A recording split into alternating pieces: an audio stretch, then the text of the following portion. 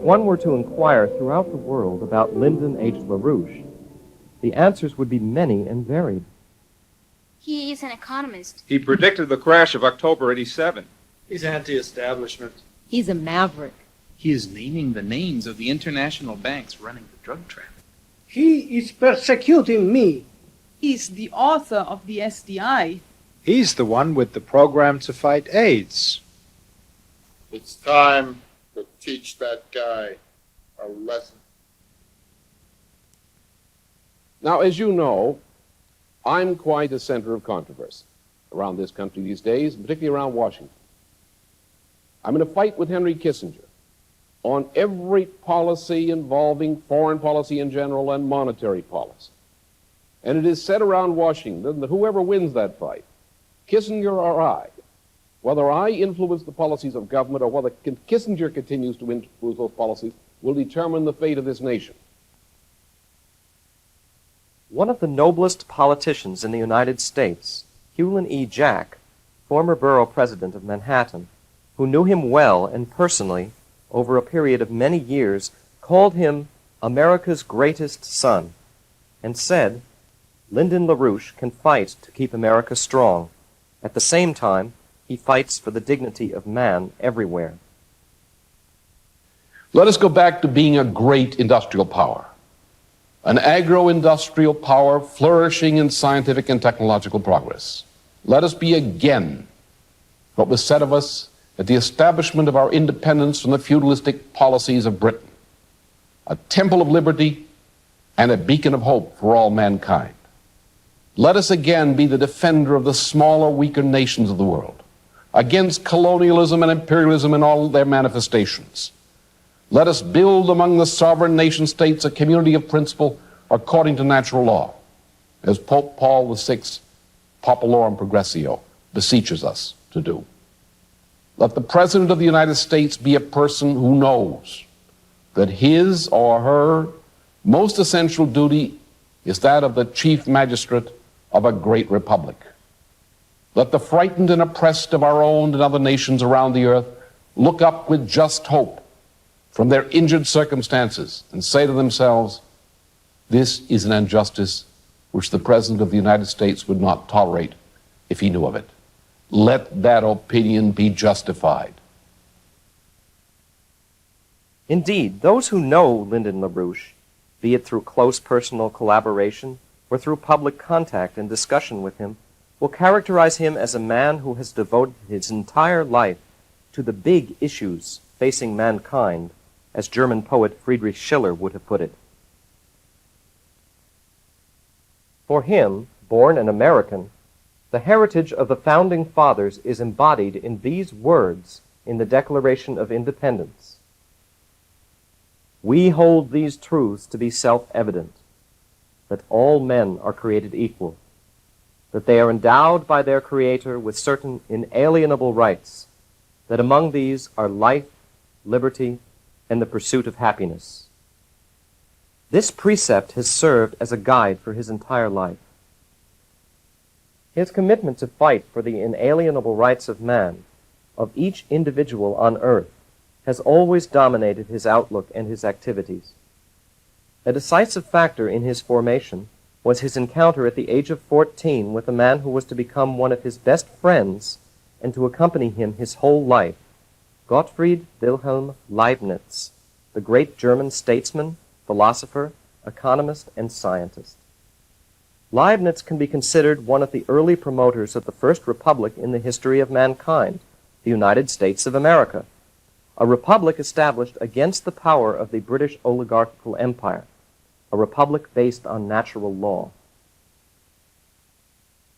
The essence of natural law is that every human life is sacred, and that the development of the creative mental potentialities of each and all individuals is also the sacred duty of society, and that also society must afford to each and all persons the opportunity to employ the developed potentialities in some way which contributes good to present and future generations. That no man is compelled to go to his grave like a mere beast. This is the law of equity, That law of equity is an absolute, in the sense that no state and no man can deny any individual, anywhere, his right to equity so defined, unless that violation be to defend the very existence of those institutions of society on which the fostering and protection of equity for all persons depends. His deep understanding of Leibniz's writings helped the young LaRouche to find the real purpose of a meaningful life, the pursuit of the good and of truth. The rigorous search for truth runs like an invariant throughout his development, providing the basis for his courage, his strength, and his astounding energy in solving problems, in attacking injustice and evil. It is the foundation of his life's work and fight for a more human, better world. Lyndon LaRouche is, in a real sense, a symbol of the true ideals of the American Revolution, a true patriot and a true world citizen. In the United States and around the world, the situation is terribly frightening. The drug pandemic is destroying the bodies, minds, and souls of youth in every part of the world. Entire nations are being destroyed by drug-financed international terrorism. During the middle of the 1970s, there was the worst genocide of the century in Cambodia. But now, famine and disease are wiping whole African nations from the map. Here in the United States, our farms are being driven into bankruptcy, while the world as a whole is plunged into the worst food crisis of the century. Our industries are collapsing, while 40 million Americans are below the poverty line. And the majority of our debt-ridden people are much less well off than their families were 20 years ago. We are now at the brink of the worst worldwide financial crisis collapse in modern times. Possibly the deepest depression in our history could hit us during the coming 2 years. Some who say that they will set the policies of the next administration are proposing to let the International Monetary Fund increase your taxes, dictate our federal, state, and local budgets, reduce the incomes of our people, and forbid new investments in agriculture and industry. According to powerful circles in Western Europe, Europe will go under the dictatorship of a Europe-wide super government after the European parliamentary elections of 1992. There are those, even in the United States, who propose handing West Germany's economy to Moscow, an act which would reduce the United States to a third-rate power. Leading members of the European establishment are saying to my associates there that these developments are a sign that an entire era of modern history is coming to an end. If those governments and the next president here make the kinds of decisions toward which Democratic Party leader Robert Strauss and others have referred, the next 2 years will be the worst crisis in our nation's history. Partly because of those decisions, the world as we have known it will come to an end by the time the 1990s begins. I'm not a pessimist. I'm a realist. I have the courage to look these dangers square in the eye, because I know there are solutions. We can conquer these dangers and save our freedom if we can find statesmen with the courage to make the bold decisions needed to reverse the downward trends we've been following during the past 20 years. Naturally, when those establishment figures say that we have come to the end of an era, they mean the post-war era. They mean the end of what used to be called the American century. They also mean something more than just the end of the American century. They mean this planet sliding into a new dark age like that in 14th century Europe. They mean the end of everything civilization has achieved in the cause of human freedom in Europe and the United States since the famous Council of Florence set modern civilization into motion back in 1439. I bring you terrible facts, but I also bring you a message of hope. His message of hope has been clearly understood throughout the world, especially the American people. And as his power increased in the fight for the Democratic presidential nomination in 1980, 84, and 88, he was singled out by the forces of evil as their main enemy and target. He, recognized as the anti-establishment figure, has become the main obstacle standing in the path of the Anglo-American establishment and the Russian nomenklatura. This point is fundamental to U.S. strategic policy today. So it's important that you understand the core of this problem as clearly as possible. As I reported in an earlier broadcast, the foundations for the policies of the liberal establishment family's agreements with Moscow are essentially the policies which were laid down by Bertrand Russell and H.G. Wells over the period from the early 1920s to the early 1960s. What Russell and his backers among the liberal establishment proposed to Khrushchev back during the 1950s was to set up a system of world government under which Moscow would rule one empire and the wealthy families the other. Since the liberal establishment families were working to destroy the sovereignties of the United States and other Western and Third World governments by tricks such as the International Monetary Fund's unconditionalities policies, these families have been weakening the United States and Western Europe massively, in a manner very much to the long-term military advantage of Moscow. Therefore, Moscow has allied itself with those families against the vital interests of the United States, against Western Europe, against Japan, and against Third World nations. However, at the same time, Moscow is committed to destroying those families as soon as the United States is brought under Soviet worldwide military hegemony. That is the core of the strategic problem. The reason Moscow hates me so bitterly is chiefly that Moscow fears that under conditions of eruption of a new economic depression, the policies which I represent might come to power in the United States in a way parallel to developments under President Franklin Roosevelt. If that were to occur, then the ability of the wealthy families to control the policies of the United States would be greatly weakened, probably preventing Moscow from becoming the worldwide power it desires to become before the end of the 1980s. That's the reason that Moscow has denounced me so violently and repeatedly in the Soviet press since the spring of 1983.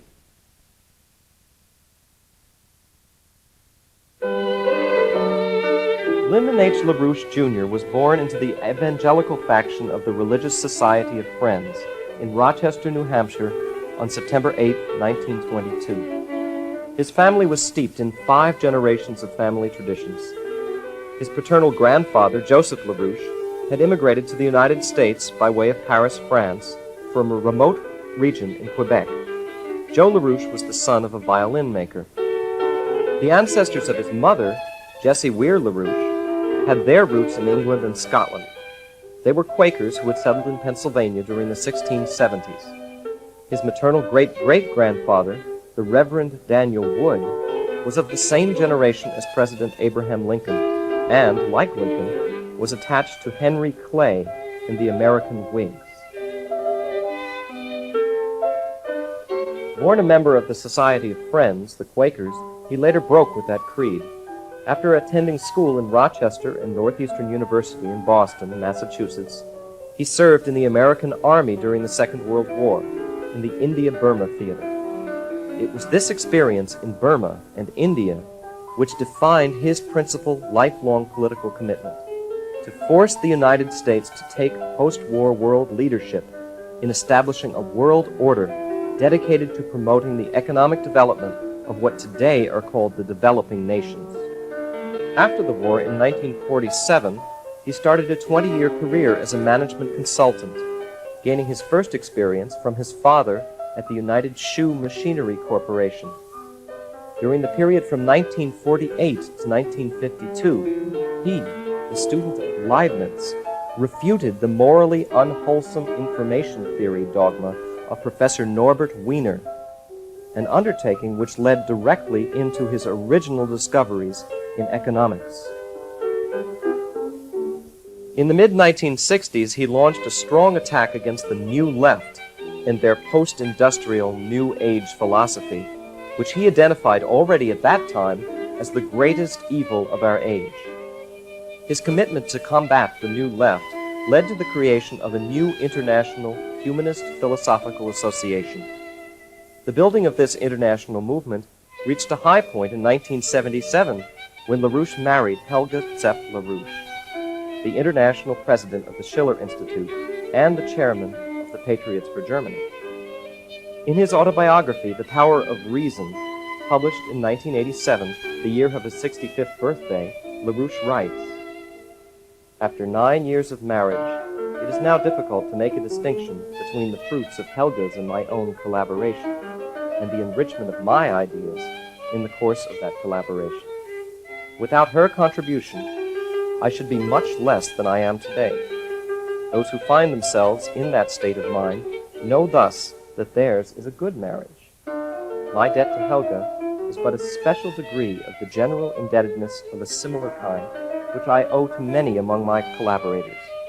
I have an excellent marriage, and, in the same sense, a most fortunate association."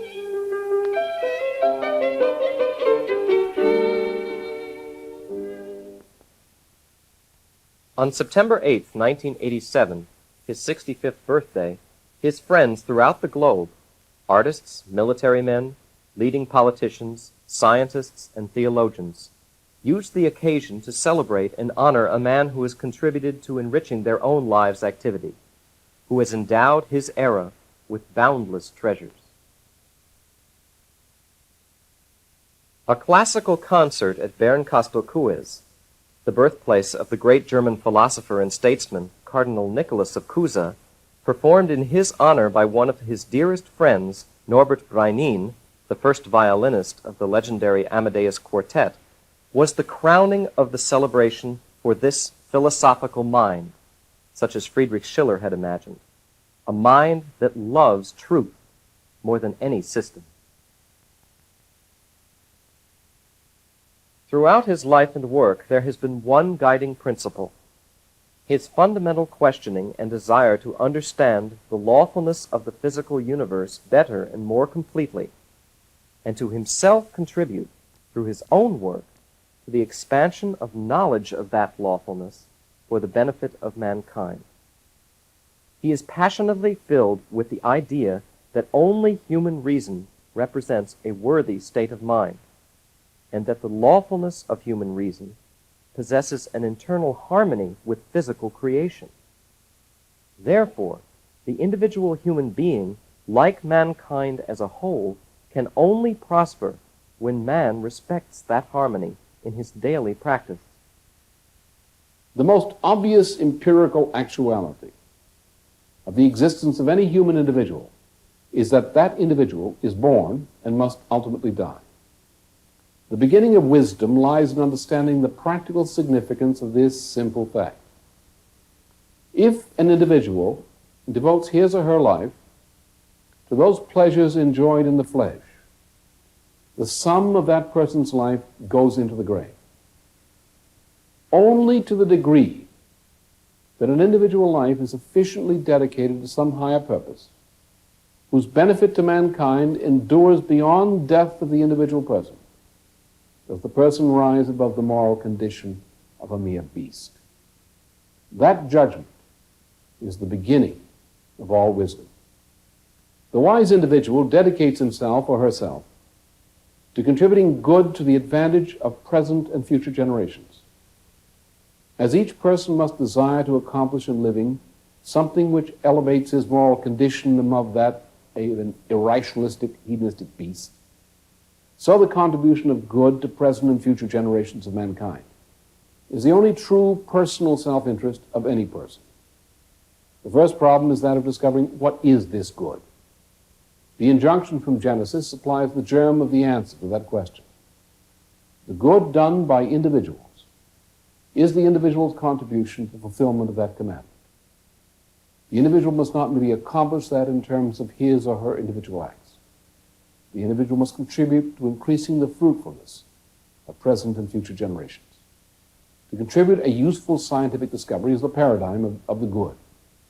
Yet we must know that scattering individual good deeds may be of no benefit if society around us destroys that good more or less rapidly as we scatter it about us. We require a society which fosters the good and which acts to nullify that which opposes the good. The highest good we may contribute, therefore, is the improvement of the institutions of our society to the effect that society itself better fosters the good. contribution to the advancement of science and culture of society is the most powerful and most durable expression of the good.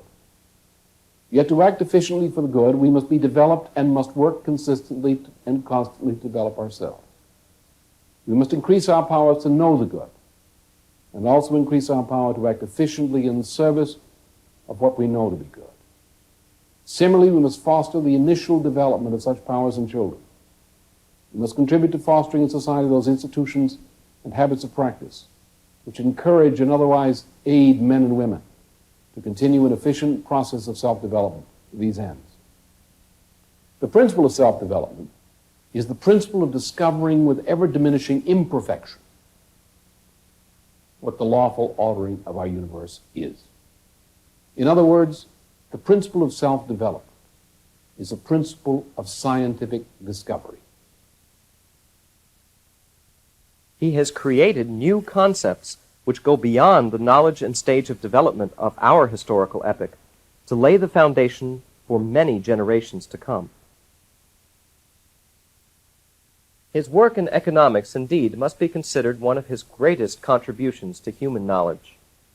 Not only did he rediscover the notion of physical economy and the crucial significance of the term technology developed already by Leibniz, a concept later identified with the American system of political economy as opposed to the British system of usury of Adam Smith's The Wealth of Nations, but LaRouche surpassed Leibniz and Alexander Hamilton by discovering the law of potential population density. By the term economic science, we mean that science as first developed by Gottfried Leibniz during the period 1671 through 1716. Economic science, strictly defined, is a branch of physical science. Leibniz's discoveries establishing economic science include his development of the proper scientific meaning of the terms work, power, and technology, terms which Leibniz defined as an outcome of his mastery of the principles of design and function of heat-powered machinery. With the development of heat-powered machinery, the possibility was set into motion, in Leibniz's words, by which one man could perform the work of 100 others. Secondly, the most characteristic feature of machinery and similar processes in general is the transformation of the power supplied to the machine, or to an analogous process, to a relatively higher energy flux density. To see how the population has grown during the recent 400 years, look at the estimates on your chart now on your screen. Through various stages of technological progress, our population is more than 450 times the level possible for primitive mankind. Under conditions made possible by modern technology, many persons can expect to live to more than 70 years of age. The potential population density has increased by more than 450 times. We can restate that this another way. The productive powers of labor have been increased by more than 450 times. This increase has been the result of successive technological revolutions. First, there was the development of fishing near the mouths of major rivers. Out of this came the development of simple water vehicles and the beginnings of simple urban settlements based on fishing. Out of this came the development of simple agriculture. Agriculture developed best in settlements near the mouths of important rivers and spread upriver. There were revolutions in the development of materials and tools. There was the use of animal power, water power, and wind power to supplement the muscles of human labor.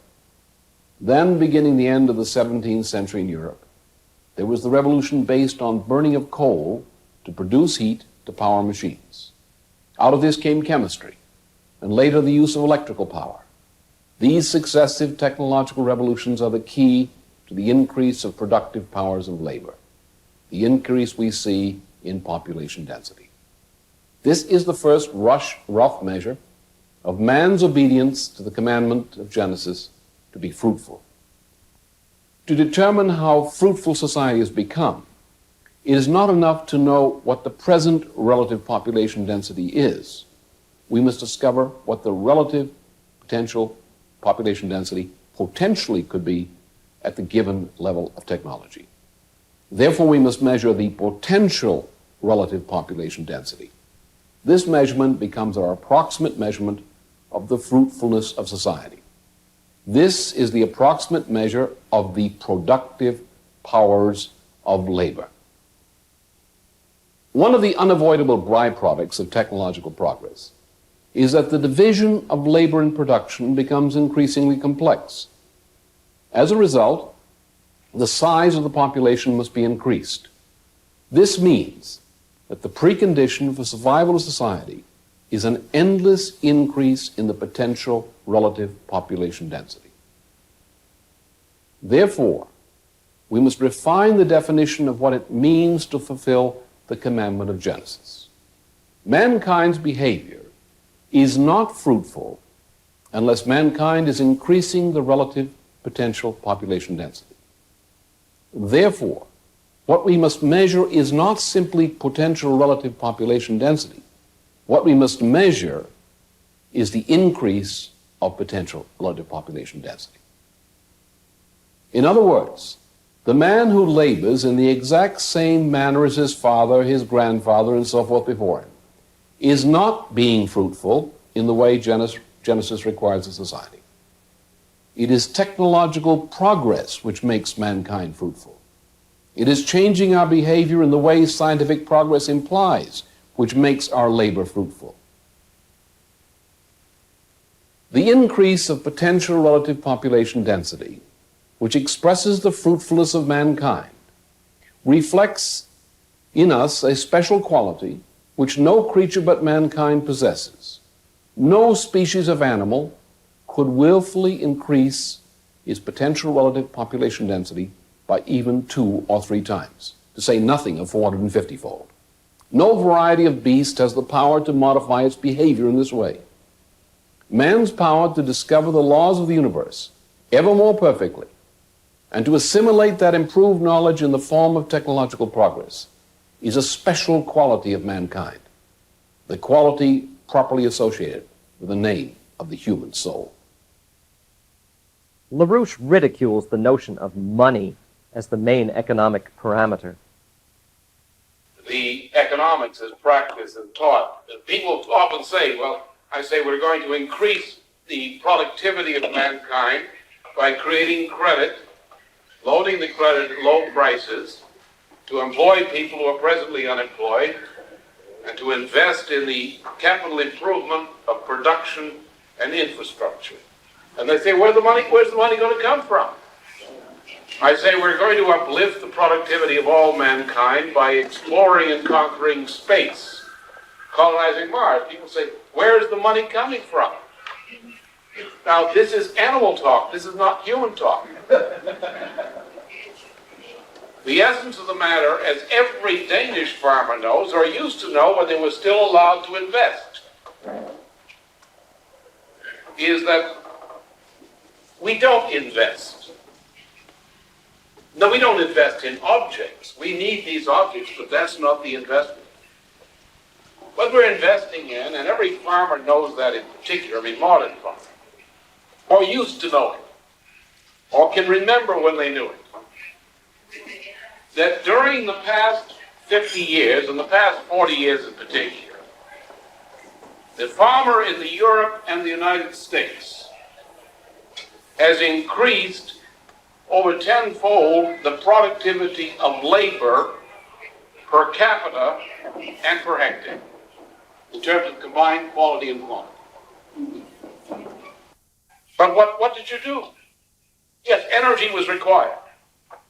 Without energy per capita, there is no possibility for the development of man's income and conditions of life. But what else did you do besides use more energy and objects that enabled you to use more energy efficiently per hectare, per capita? The energy you used enabled you to use efficiently creative mental powers of the mind. The same powers of the mind which we know every time that any of us back in school days lived through the process of attempting to reconstruct a scientific discovery by someone before us. We learn this every time a little child of less than 1 year or 2 years experiences joy in succeeding in building with blocks something they couldn't build before. And the adults looking on are driven near to tears of joy to observe the joy of this child building with blocks. The creative powers of mind. Not to have productivity is, as the Greenies propose we have not productivity, is pure Satanism. If I reduce man to a form of society in which the practical employment of the creative powers of mind is forbidden, I have degraded the condition of man to that of a beast. And men begin to behave toward one another as Greenies do, as beasts. One should understand what the Greenie environmentalism is. This is Satanism. What is it? Pure Satanism. Where does it come from? This is the Phrygian cult of Sibylla Dionysius, which was conceived with precisely the program to destroy the cities, to recruit the youth of the people of the cities into the countryside, to dance to strange rhythms, to perform strange sexual acts, to get into alcoholic and other kinds of intoxication, to become assassins, to go into the city, to destroy, murder their own parents, and to destroy the city. To return man to a condition, they said, a natural condition like the beast. What we are fighting for in production is not the gratification of the senses with material goods. What we're fighting for is the principle of human labor. Human labor, not labor by humans, but human labor. The use of the creative powers of mind to increase man's power over nature, that we might produce more human beings, each representing this creative power developed to a higher state. We are now, as I have proclaimed again and again, we're now at the verge where we can plan for our grandchildren to colonize Mars permanently. We're at the point where in the next part of the next century, we shall explore space beyond this solar system. And in the century beyond the next one, we shall colonize. Human beings will colonize beyond the solar system. There's no issue of production or hedonistic gratification in this. There is a purpose we can recognize, but which we cannot fully comprehend. There is a purpose for mankind in this universe which we do not yet understand. The means by which we progress to this purpose, this destiny assigned to us, is by the development of the creative powers of mind. And the farmer, who increased so greatly the production of food in the post-war period, by means of use of the creative powers of mind as the more efficient, better use of energy. This farmer is the point at which we win or lose this civilization. We preserve that, or in a world of food control, in a world of a lower standard of living, in a world ruled by people who have this greeny political satanic persuasion, who degrade the condition of mankind closer and closer to that of nature, i.e. to bestiality. We lose that.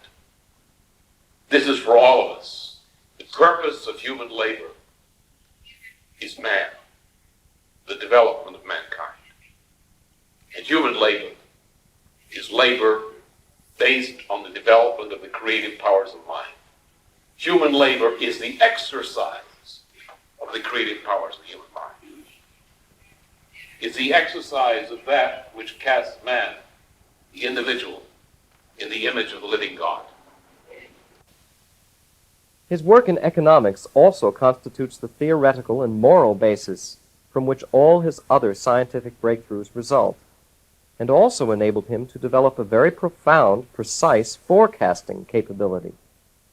It is therefore no coincidence at all that in 1958 he was able to forecast the current economic depression and financial collapse. Those who saw his half-hour nationwide TV show, The Test of Fire, in April 1988, will be shocked at the accuracy with which LaRouche analyzed the economic disaster, which was to grow even worse under a future President George Bush. So far, George's friends, using almost every trick in the book, have failed to control the financial crisis any better than Hoover did back in 1930. Let's take a quick look at the reason Bush's friends are doomed to fail in their efforts. Now, imagine we're back in October 1929. I drop this ball. Let's see how that looks on the Wall Street Journal's chart.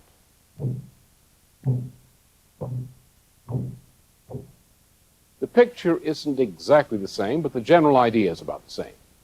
Now, come back to the middle of October 1987. The ball I'm holding is not the same ball I dropped back in 1929, but it is a similar ball. The same thing happens with this ball in 1987 and 1988 that happened in 1929 and 1930. Why should an economy act like a bouncing ball, back in Hoover's time and again today? One reason is that the Reagan-Bush administration has acted almost exactly as the Coolidge and Hoover administrations acted to create the Great Depression of the 1930s. If our government in 1988 makes exactly the same mistakes which the Hoover administration made back in 1930, the results will be approximately the same. Times change, but the laws of nature do not.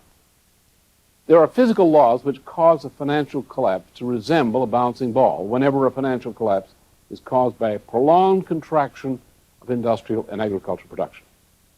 All of the ordinary rules of market behavior go out the window. Once the crisis begins, the financial markets do not go all the way to the bottom in the first panic.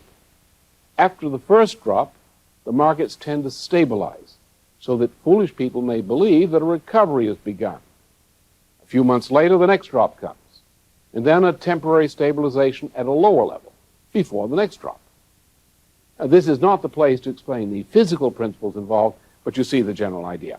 We must look back to 1982 to understand how Ronald Reagan and George Bush set us up for a 1989 collapse, which could be the worst depression of the 20th century. Whoever saw the national TV show, Henry Kissinger, Soviet Agent of Influence, broadcast during the presidential election in 1984, will probably shudder at the speed with which economic decay has brought the fall of our civilization into barbarism, and at their own failure to fight the forces of evil. It should be remembered that Henry Kissinger's influence is the most dominant factor in the new Bush administration. Like the Nazi regime during World War II, the world's most powerful international and financial agencies today have targeted between 120 and 150 millions black Africans for death through genocide, death by famine and epidemic. This mass murder was the policy of influential institutions such as the Club of Rome, which claims that regions such as black Africa are overpopulated and the world's population must be reduced by such methods. The evil policies of the Club of Rome are being implemented by powerful banking institutions of Switzerland, by the International Monetary Fund, by the World Bank. These are policies endorsed by high officials of our own Federal Reserve System. These are policies being put into effect in many parts of the world by Henry A. Kissinger and his friends. This monstrous immorality, practiced abroad, comes home to us today in such forms as a growing movement for genocide, against our own nation's most vulnerable citizens, the seriously ill and our senior citizens. The same crime for which we condemned Nazi doctors at the Nuremberg trials, the crime of new euthanasia, is being promoted in the United States and in Western Europe today as death with dignity. This growing murder of our seriously ill and senior citizens is being promoted by persons and groups who argue that such systematic murder of tens of thousands and more of our citizens is needed to keep down the average cost of health insurance premiums or to help balance the Social Security budgets. Like a hero in a classical drama, LaRouche has moved on the stage of world history in the last 15 years toward the punctum saliens, where either mankind will be enslaved under the most horrifying Shaktian world dictatorship, or his message of hope, the LaRouche Plan, the proposal for a new, just world economic order, will be implemented.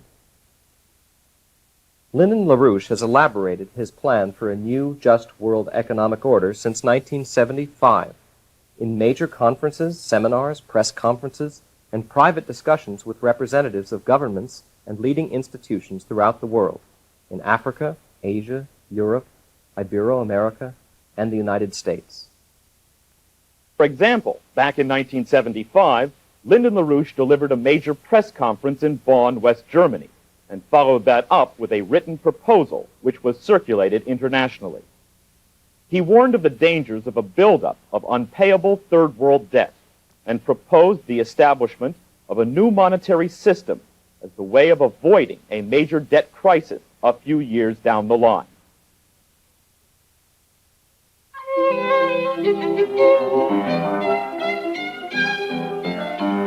August 1976.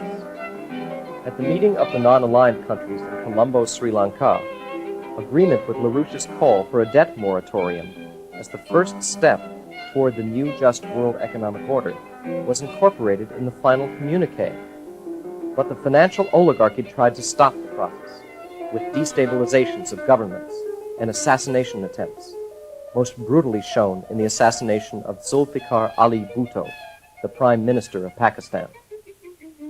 April 1982. The LaRouches traveled to India to meet with Prime Minister Indira Gandhi, leader of the non-aligned countries. May 1982. They traveled to Mexico to meet with President Jose Lopez Portillo. 2 days after my meeting with President Lopez Portillo, I had a breakfast conference with an old friend of mine. He had an urgent proposal to deliver to me. He referred to the massive press coverage I've been receiving in Mexico and most of South America.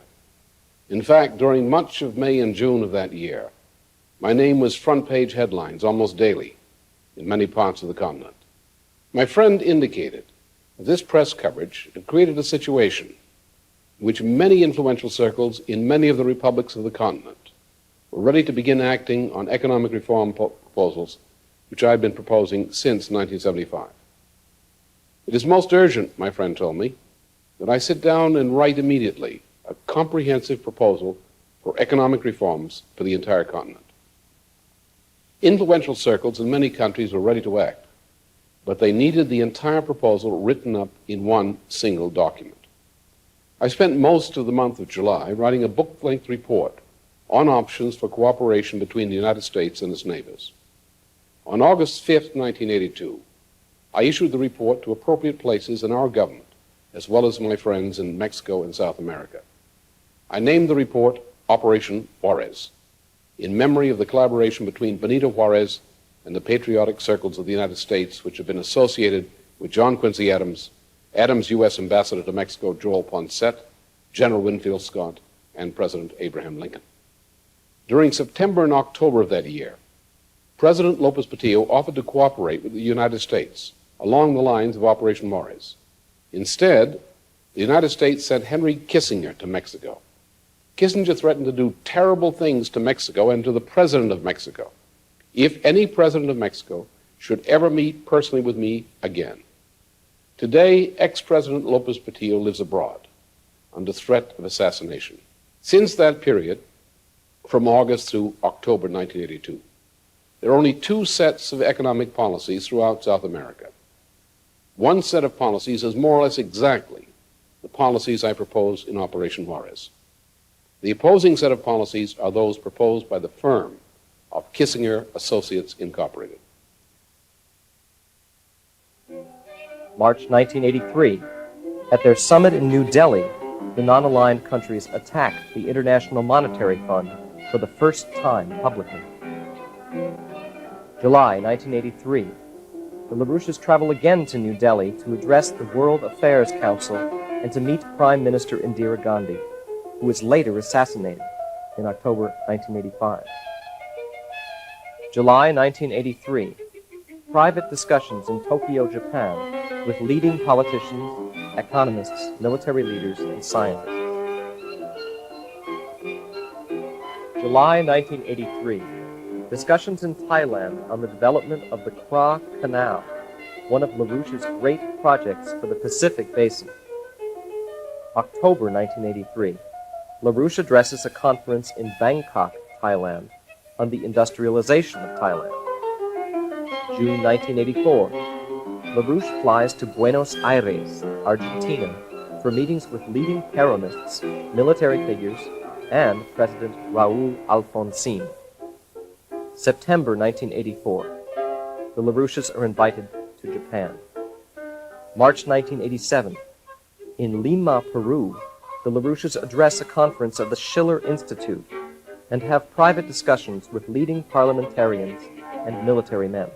My essential function is a policy shaper. Mi función esencial es la de una persona que diseña e implementa políticas. And in terms of the policies I represent, Y en términos de las políticas que yo represento, I have every reason to believe that President Ellen Garcia and I are in essential agreement as spokesmen of two nations. les puedo decir que el presidente Alan García y yo estamos de acuerdo en lo esencial como portavoces de dos países diferentes. As all of the other countries which have similar aspirations. Así también concordamos con todas las otras naciones que tienen aspiraciones parecidas. We must have a system of economic growth. Tenemos que tener un sistema que facilite el crecimiento económico. We must have world trade, Tenemos que tener comercio mundial which delivers capital goods needed to developing countries. que le puede garantizar a los países en desarrollo lo que necesiten en términos de bienes de capital. We must have long-term credit at low borrowing costs Tenemos que tener crédito a largo plazo y a bajas tasas de interés to enable this trade to occur. para que pueda llevarse a cabo este comercio. And we must reorganize the existing debt Y structures. tenemos necesariamente que reorganizar la estructura de endeudamiento actual. July 1987. The LaRouches accept an invitation to Ankara, Turkey, to meet with the Prime Minister, Turgut Özal.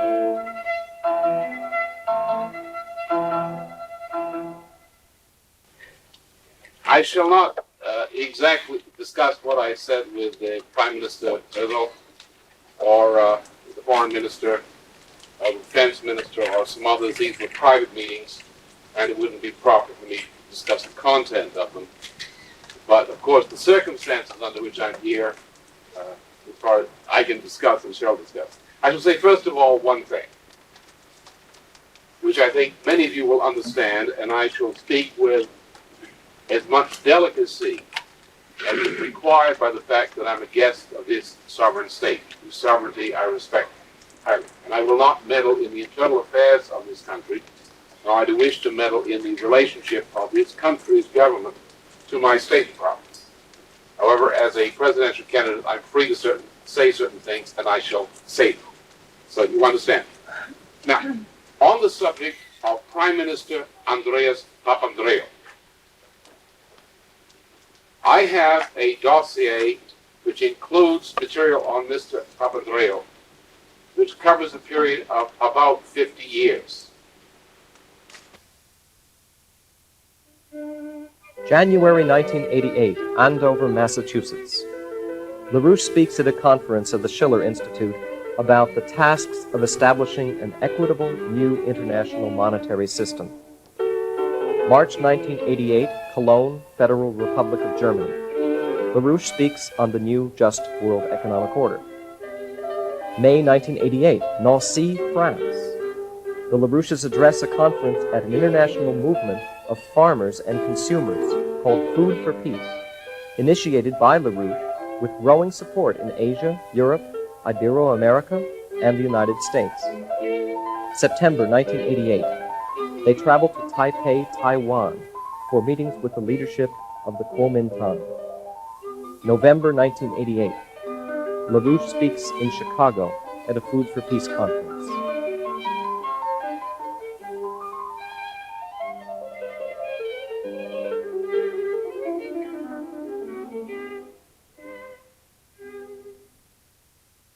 Let's now look quickly at the LaRouche Plan, the only effective method of relaunching the world economy to usher in a qualitatively new phase of prosperity, based on the promotion of scientific and technological progress and mediated through big industrial projects.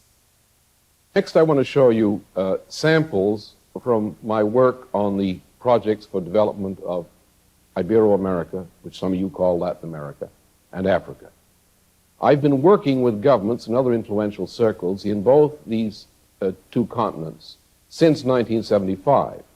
And again, as in the first case of the Pacific Indian Ocean Basin projects, these are things that are more or less ready to go now, as soon as we have a president who is willing to enter into cooperation with these countries to make them happen. In Africa, I've been working on the development of Africa since 1977 in a concrete way, when some scientists working with me produced a study on the long-range industrialization of Africa.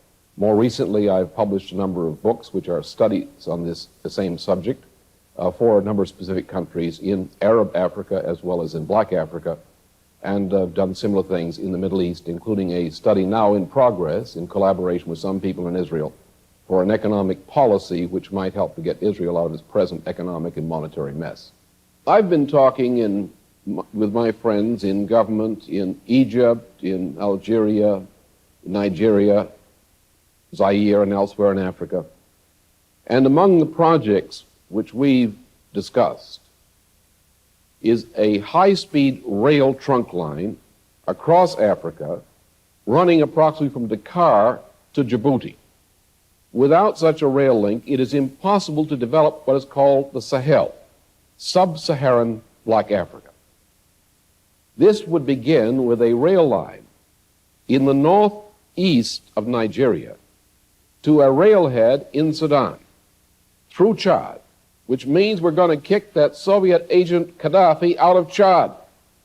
And Chad, one of the most miserable countries in the world, is going to become a developing area. This is going to be a vindication of what President Roosevelt described to Churchill as American methods, American 20th century methods. In LaRouche's grand design, the mission for the West to make development the name for peace includes not only the development of the Southern Hemisphere, but also the gigantic project of colonizing space. The Mars colonization program, for me, even though it is necessary, it is practical, scientifically, economically, the most important thing is to reach out around the world to these poor little children from poor families in the villages and the ghettos of this world, and to inspire them to say they have a government which has a 50, 100-year commitment, which ensures that they have a future, which tells parents that that government is ensured that their children and their grandchildren have a future. And if we can do that, and if nations will share in that attitude, developing the developing sector, cleaning up this planet, making it livable, and exploring space, I think we will survive quite nicely. And I think that will be a happier world than the kind of insane world which my own country has so much responsibility for helping to create. Thank you very much. In a nationwide TV address called The Woman on Mars in February 1988, LaRouche called on Americans to realize their mission in space. There are two reasons we must choose a Mars project as the way to achieve the rates of economic growth needed. First, there are powerful reasons we must have a colony on Mars. to achieve certain very specific kinds of scientific breakthroughs we shall need on Earth, we must do the kind of astrophysical research we cannot do without a Mars project. The practical purpose is to build up a system of giant radio telescopes as far away from the sun as possible.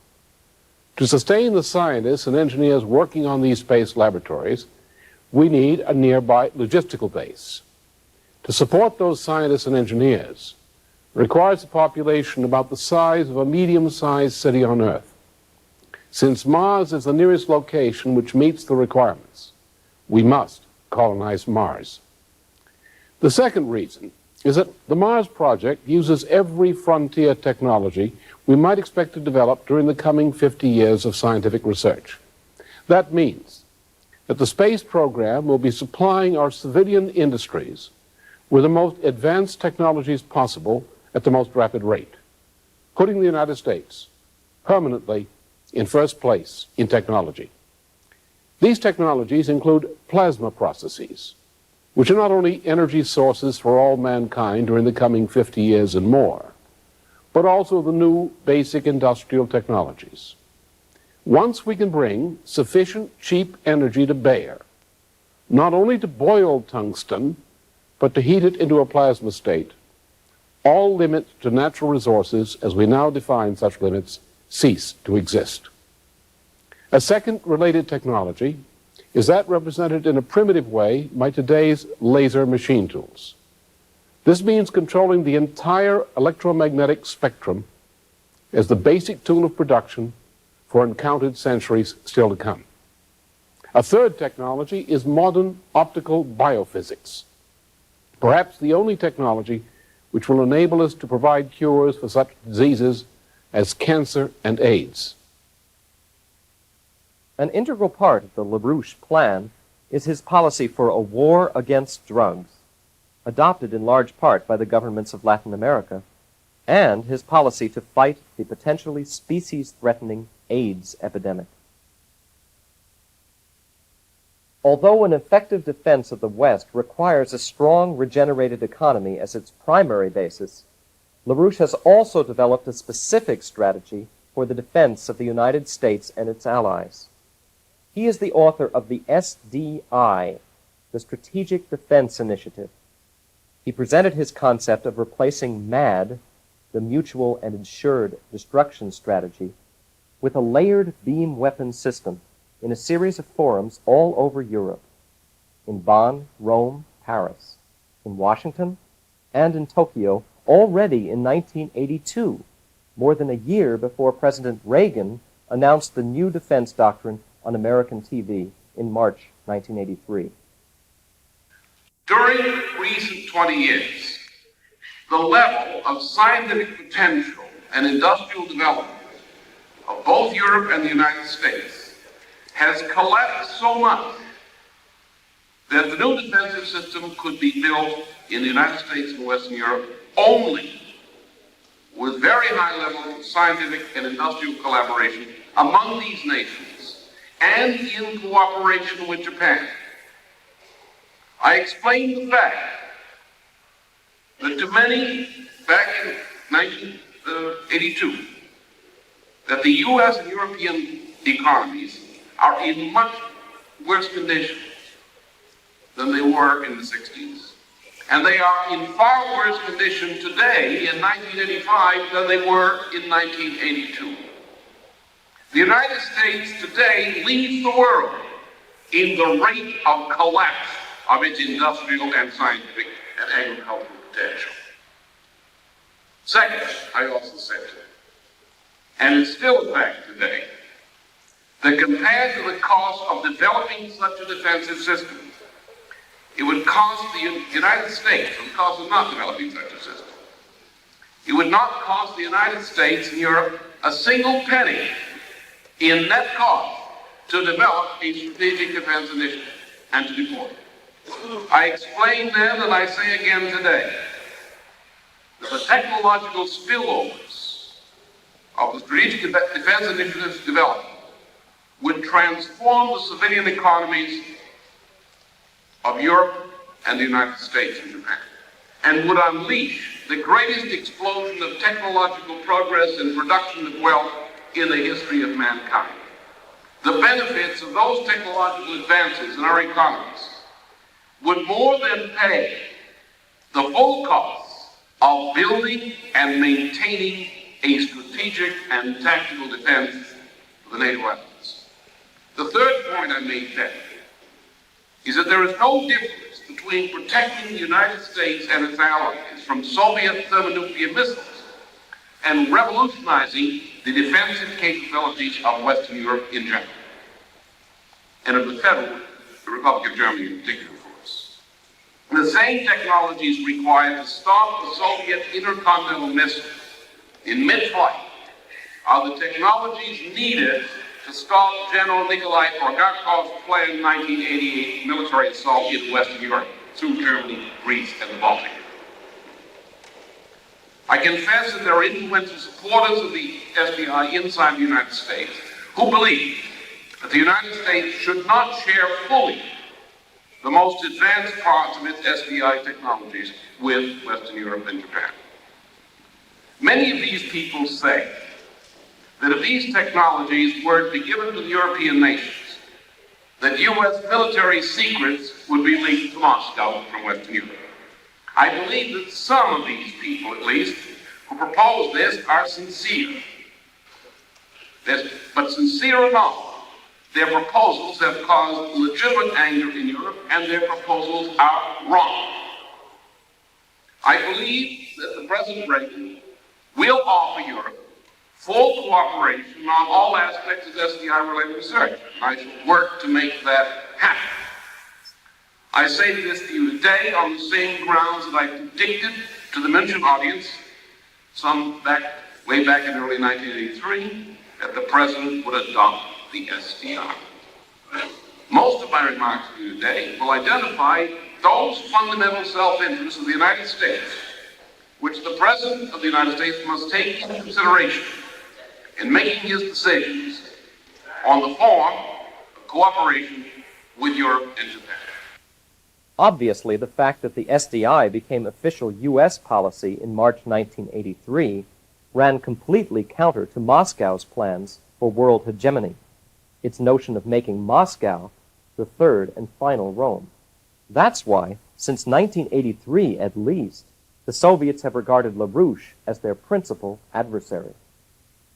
The LaRouche campaign is a neo-fascist organization. You are among the troglodytes. They came to Rome on the invitation of Lyndon LaRouche. As the hobby horse of his electoral campaign, LaRouche has chosen space weaponry. He was delighted with the proposals Reagan made on March 23rd of this year to fill near-Earth space with lasers and other types of total weaponry. Over the years, it has become obvious that LaRouche represents the key opponent to the new Yalta deal between the Anglo-American establishment and the Soviets. The immediately primary objective of the Soviet regime is that of bringing West Germany into the Soviet sphere of influence. The entirety of Soviet geopolitical strategy for world domination depends upon Henry Kissinger's March 5th Time magazine proposal for decoupling the United States from West Germany. It is not essential, nor even desirable from the Soviet standpoint, that the Red Army permanently occupy West Germany. Once West Germany falls into the Soviet sphere of political and economic influence, all of Western Europe becomes immediately strategically indefensible. Soviet objectives concerning West Germany are part of a larger avowed Soviet doctrine known generally as the New Yalta Accord. This doctrine redraws the world map. The United States will be permitted a sphere of strategic influence in the Western Hemisphere, but nowhere else. The demanded Soviet sphere is to include all of Western continental Europe and the Mediterranean and all of Asia. Concerning the U.S. assigned sphere of influence, Soviet demands are limited to three. The United States shall never again attempt to equal Soviet forces in the mass or quality of weapons systems deployed. 2, the United States shall confine its strategic influence to Britain and the Americas. And 3, the United States shall maintain and expand its commitments to the Soviet Union in matters of trade, in such agricultural and other products as Moscow may request.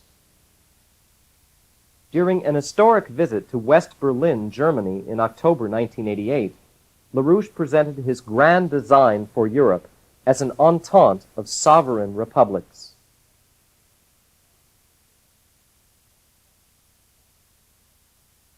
I shall propose the following concrete perspectives to our next government.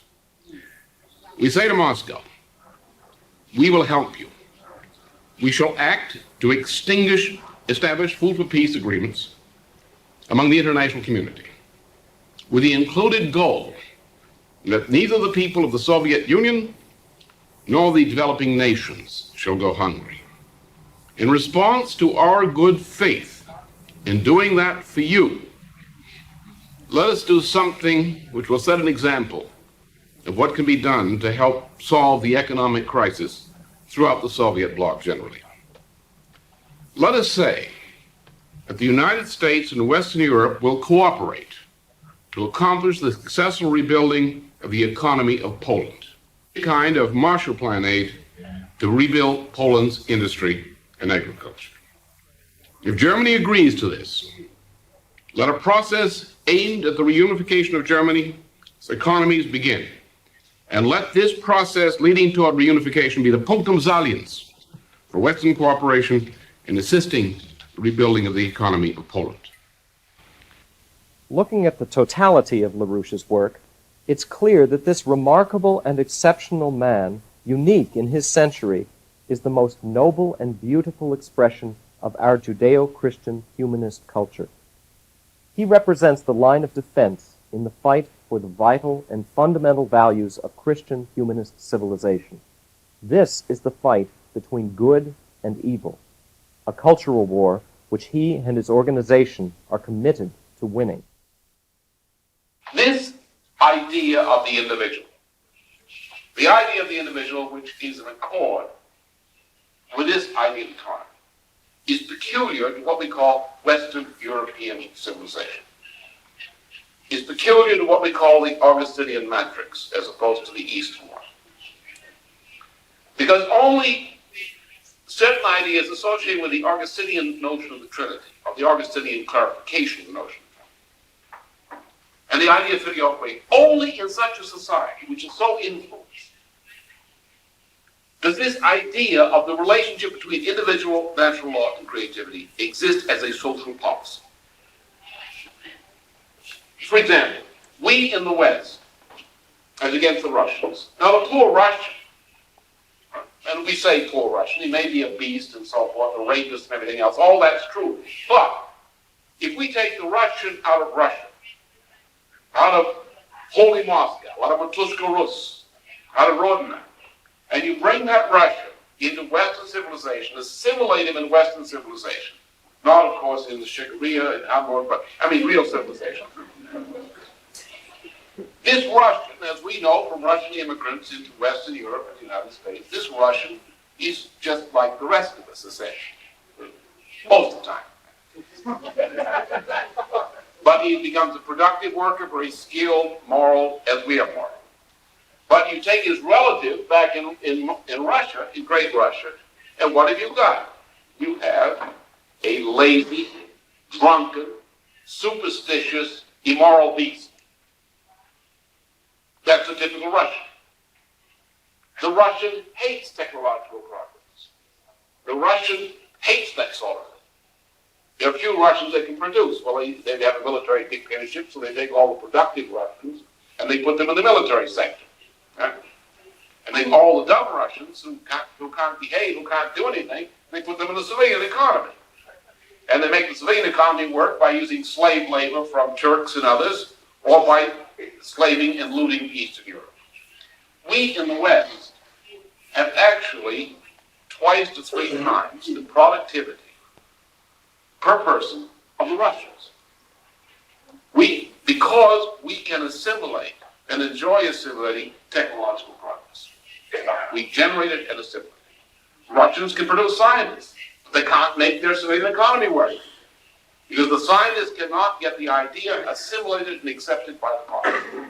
Now, this Western European civilization, based on this Augustinian conception of the individual, forms a cross, essentially, on the planet. It goes from the border of the Roman missionaries to the east, in the Ukraine, Poland, and so forth, that runs all the way to the Philippines. In the Americas, it runs from, well, a little south of Canada.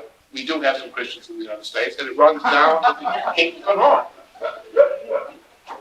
And you find also in Africa, you will find the influence of Christianity in Black Africa and so forth. It's a great positive force of development. Now, we in this Western European culture, these countries, have an obvious mission.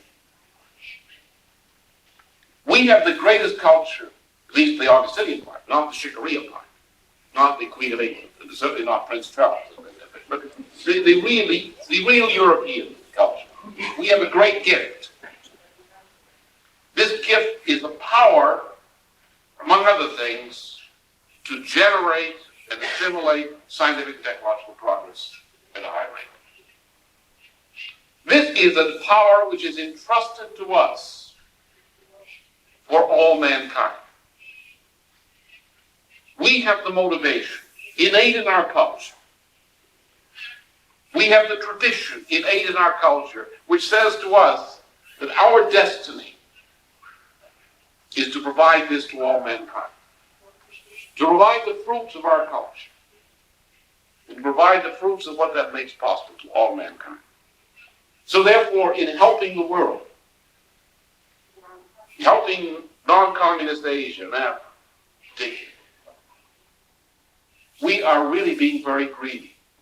Not that we intend to take any wealth from these parts of the world, but in order to fulfill ourselves, we must deliver the gift entrusted to us, which it is our nature to give. And only by delivering that gift in that way can we truly realize what we must become. We must recognize that the gods of Olympus and their imperialisms or their echoes of Roman Empire, their global condominiums and so forth, are evil. That's negative, that's evil. But we cannot be moved merely by hatred of evil. Hatred in any form is not a good force, even hatred of evil.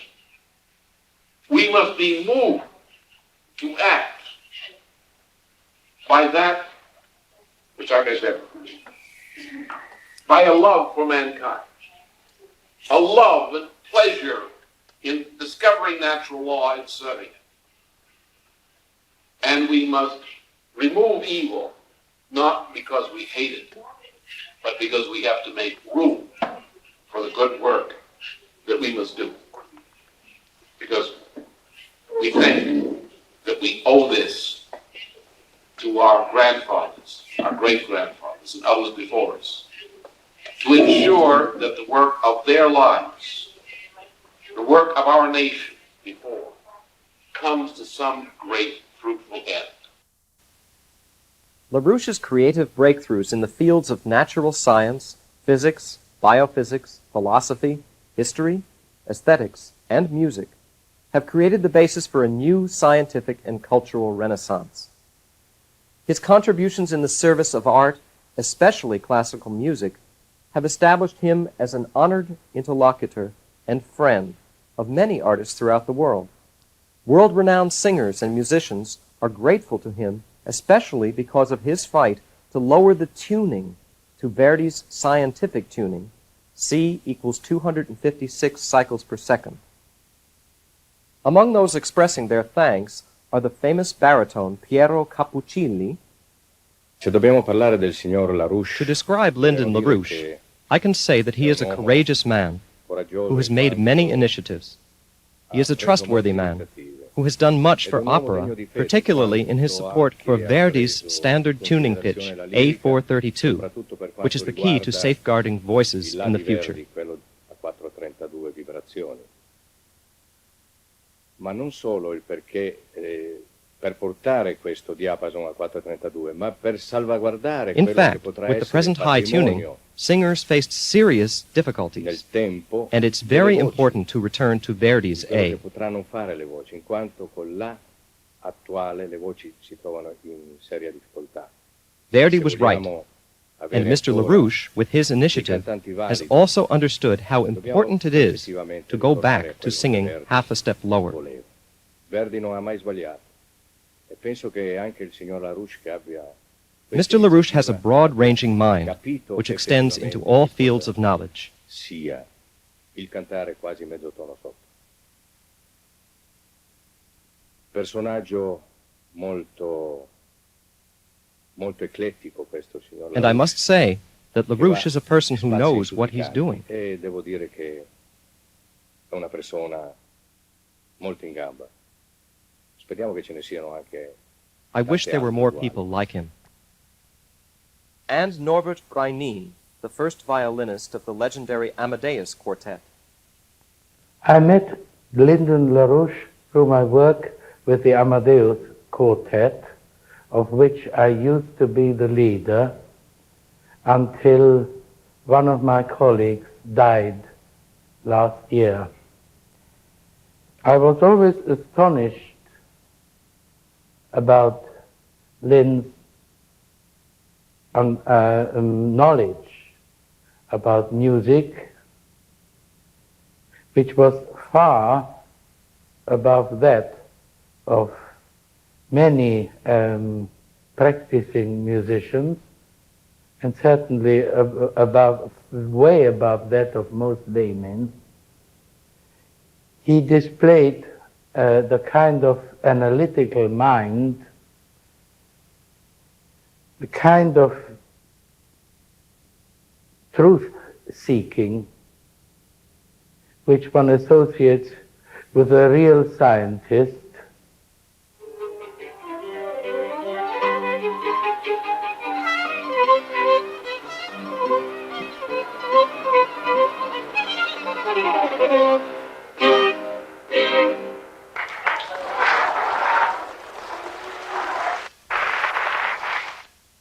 The fight for the scientific tuning of C equals 256 was initiated by LaRouche at a conference in Milan, Italy, in April 1988.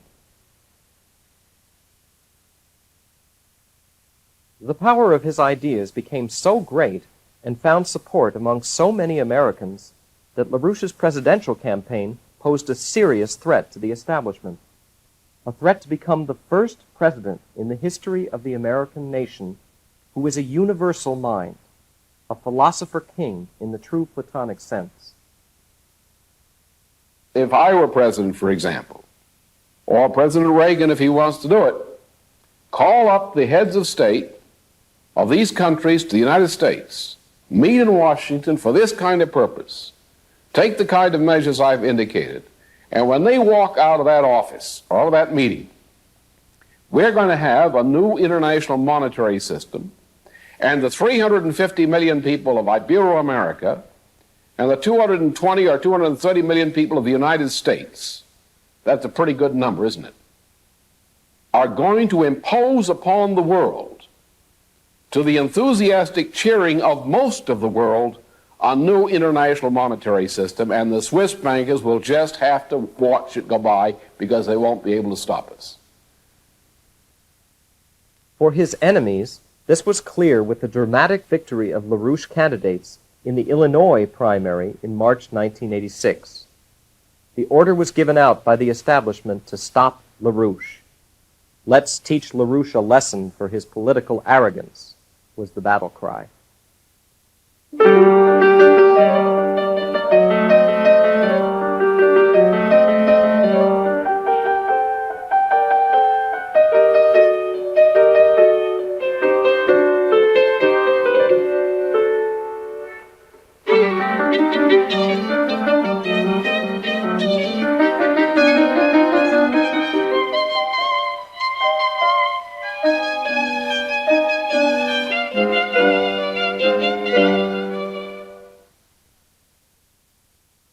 The Anglo-American establishment, with its Russian counterparts, used their influence in the media, law enforcement, and the U.S. Department of Justice to orchestrate a political witch hunt aimed at destroying LaRouche's public reputation. Character assassination was to be the prelude to his physical elimination. The former head of German military counterintelligence, the MAD, retired General Paul Albert Scherer, went on nationwide television in the U.S. to denounce this character assassination. Dieser teuflischen Brunnenvergiftung. The Soviets' diabolical poisoning of the wells and their cynical strategy of deception includes actions to muzzle, slander, criminalize, and eliminate important vanguard thinkers in the West. Lyndon LaRouche is one of these top-ranking target persons, as many experts have stated. In the global context, the Soviets have classified him as their deadly enemy number one on the KGB's list of Americans alive today. LaRouche emerged as a dire threat when he developed the idea of the SDI to defend the West, a concept which was adopted by President Reagan in 1983. Ever since then, a campaign of character assassination has been running against him at full throttle. If the accusations leveled against LaRouche were true, we would have to seriously warn against him. But, and this I know, there is no truth to them.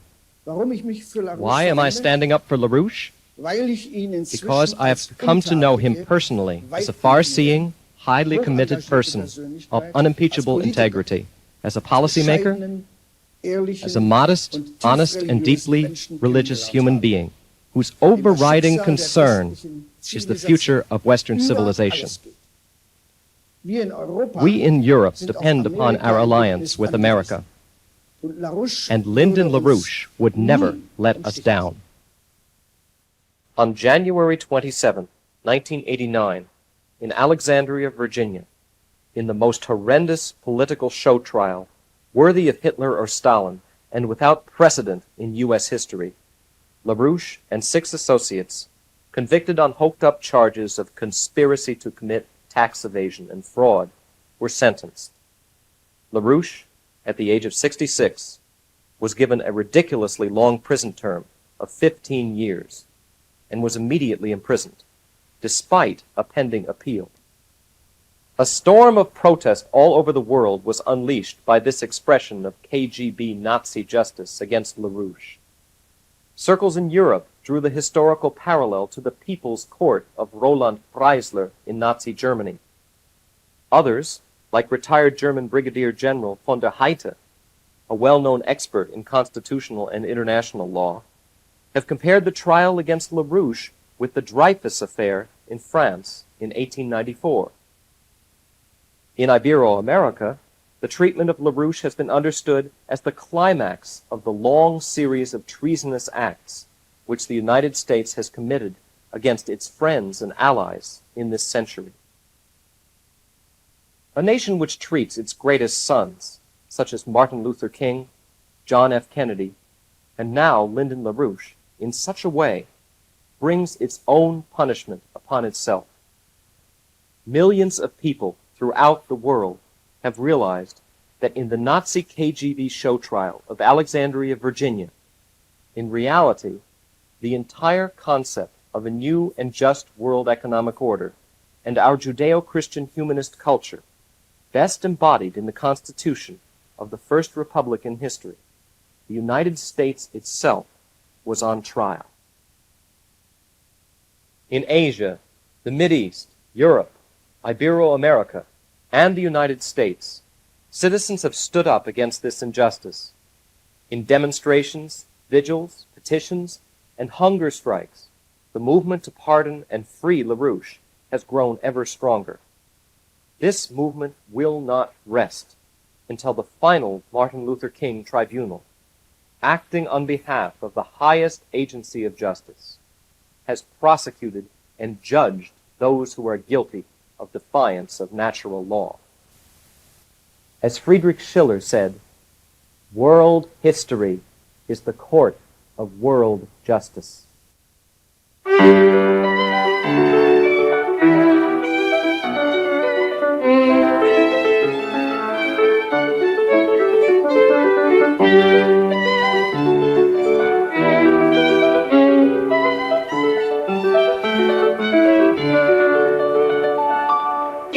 you.